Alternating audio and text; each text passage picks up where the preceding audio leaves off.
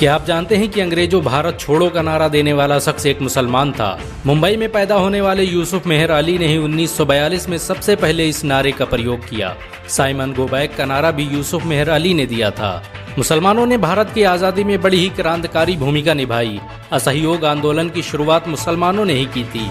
1920 में खिलाफत आंदोलन के दौरान मोहम्मद अली जौहर और मौलाना अबुल कलाम आजाद ने सबसे पहले अंग्रेजी प्रोडक्ट का बहिष्कार करने की रणनीति बनाई, जिसके बाद ये आंदोलन पूरे देश में फैल गया। असहयोग आंदोलन में मुसलमानों ने बढ़ चढ़कर हिस्सा लिया।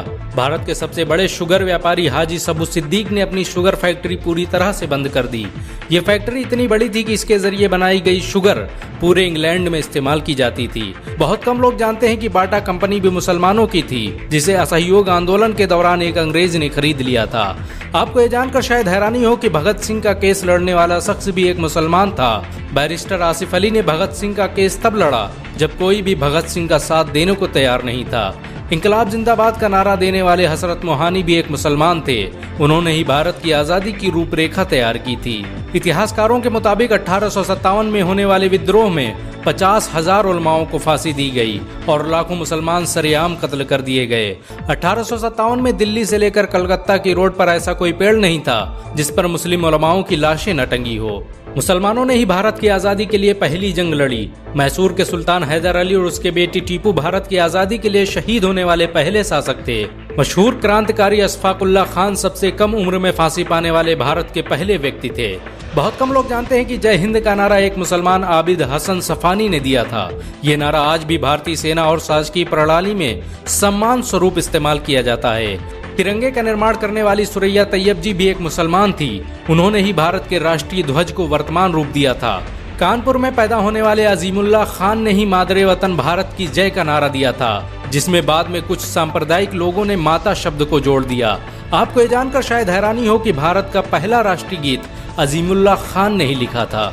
बहुत कम लोग जानते हैं कि मौलाना कासिम नानोतवी ने दारुल उलूम देवबंद की स्थापना अंग्रेजों को भारत से निकालने के लिए की थी। इस मदरसे का मकसद देश में ऐसे नौजवानों को पैदा करना था जो भारत की आज़ादी में योगदान दे सकें। रेशमी रुमाल आंदोलन की शुरुआत करने वाले मौलाना महमूदुल हसन और मौलाना उबैदुल्ला सिंधी दारुल उलूम देवबंद के ही छात्र थे। मौलाना उबैदुल्ला सिंधी ने सुभाष चंद्र बोस के साथ मिलकर भारत की पहली अस्थायी सरकार की स्थापना की थी और वह भारत के पहले गृह मंत्री भी थे। आपको ये जानकर शायद हैरानी हो कि मौलाना महमूदुल हसन ने ही 1920 में गांधी को महात्मा का लक़ब दिया था। उनका ये नाम इतना मशहूर हुआ कि पूरी दुनिया में गांधी महात्मा गांधी के नाम से जाने जाने लगे। महमूदुल हसन ने ही हकीम अजमल खान के साथ मिलकर 1920 में जामिया मिलिया इस्लामिया यूनिवर्सिटी की स्थापना की थी, ताकि भारतीय शिक्षा तंत्र को अंग्रेजों के चंगुल से आज़ाद करवाया जा सके। आपको ये जानकर शायद हैरानी हो कि काला पानी जैसी दर्दनाक सजाओं को पाने वाले 90% से अधिक लोग मुसलमान थे। अंडमान निकोबार में आज भी सबसे ज्यादा कब्रें मुसलमानों की हैं। मुसलमानों के अलावा दूसरे लोगों ने काला पानी से बचने के लिए न सिर्फ माफीनामे लिखे बल्कि अंग्रेजों की मुखबिरी भी की। मुसलमानों ने ही अंग्रेजों के खिलाफ सबसे पहले हथियार उठाए। 1772 में शाह अब्दुल अजीज ने अंग्रेजों के खिलाफ फतवा देते हुए ऐलान किया कि अंग्रेजों की गुलामी हराम है और हर मुसलमान पर फर्ज है कि वो अपने मुल्क और देश की आज़ादी के लिए खुद को कुर्बान कर दे। 1857 में होने वाले विद्रोह की प्लानिंग एक मुसलमान मौलवी अहमदुल्लाह शाह ने की थी। वो भारत के अकेले इंसान थे जिन पर अंग्रेजों ने 50,000 रुपए का इनाम रखा था। यह रकम इतनी बड़ी थी कि राजा जगन्नाथ ने पैसों की लालच में आकर अहमदुल्लाह शाह की मुखबरी कर दी और अंग्रेजों ने उन्हें शहीद कर दिया। बहुत कम लोग जानते हैं कि 1857 में शहीद होने वाले 90% लोग मुसलमान थे। जालियांवाला बाग में जनरल डायर की गोलियों का निशाना बनने वाले अधिकतर लोग भी मुसलमान थे। भारत की आज़ादी का नेतृत्व करने वाले संगठन इंडियन नेशनल कांग्रेस के 9 से अधिक प्रेसिडेंट मुसलमान रहे।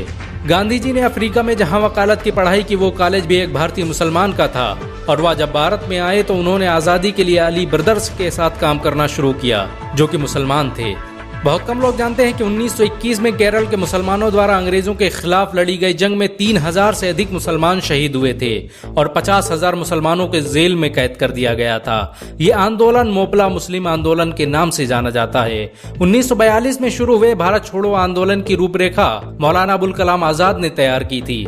संविधान निर्माता डॉक्टर भीमराव अम्बेडकर को पहचान दिलाने में मुसलमानों का बड़ा योगदान रहा है। 1946 में जब भीमराव अंबेडकर दलित होने की वजह से इलेक्शन हार गए तो बंगाल मुस्लिम लीग ने उन्हें मुस्लिम इलाके से इलेक्शन लड़ने की दावत दी। इस तरह भीमराव अंबेडकर संविधान सभा का हिस्सा बन सके। अगर मुसलमान भीमराव अंबेडकर को इलेक्शन न जिताते तो उन्हें कभी भारत के संविधान को लिखने का मौका न मिलता। भारत की आजादी के लिए सबसे ज्यादा लेख, शायरी, गीत और किताबें मुसलमानों ने ही लिखी। अल्लामा इकबाल के जरिए लिखा गया सारे जहां से अच्छा आज पूरे भारत में गाया जाता है। आपको ये जानकर शायद हैरानी होगी कि देश के लिए शहीद होने वाला पहला पत्रकार मौलाना मीर बाकर एक मुसलमान था। भारत की आजादी के लिए मुस्लिम राजाओं और महाराजाओं ने अपने खजाने खोल दिए। कोलकाता के हाजी उस्मान सईद ने अपना सब कुछ भारत की आजादी के लिए कुर्बान कर दिया। हाजी उस्मान की अमीरी का अंदाजा इसी बात से लगाया जा सकता है कि 1920 तक कोलकाता में बनने वाला हर स्कूल और हर बड़ी बिल्डिंग उन्हीं की थी। कोलकाता के पहले सुपर स्टोर कैश बाजार की बुनियाद हाजी सईद ने ही रखी थी, लेकिन बाद में उन्होंने अपनी सारी दौलत देश को दान कर दी और खुद एक किराए के घर में रहने लगे।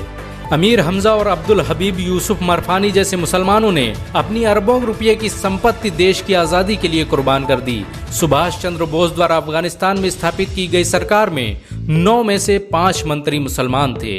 भारत की आज़ादी के लिए देश भर में मौजूद मस्जिदों को किलों की तरह इस्तेमाल किया गया। इन मस्जिदों में सुबह शाम हर वक्त भारत की आज़ादी के लिए ऐलान हुआ करते थे।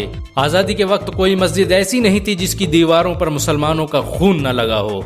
इन सब के अलावा ऐसे करोड़ों मुसलमान हैं जिन्होंने भारत की आज़ादी और उसकी अस्मिता के लिए अपना सब कुछ कुर्बान कर दिया। सच तो ये है कि भारत की आज़ादी मुसलमानों के बगैर मुमकिन न थी। भारत आज भी आज़ादी के लिए मुसलमानों का एहसानमंद है। अगर एक मुसलमान होने के नाते आपको गर्व महसूस हुआ हो तो इस वीडियो को लाइक और शेयर जरूर करें। ऐसी और वीडियो को देखने के लिए हमारे चैनल को सब्सक्राइब करें, घंटा जरूर दबाएं।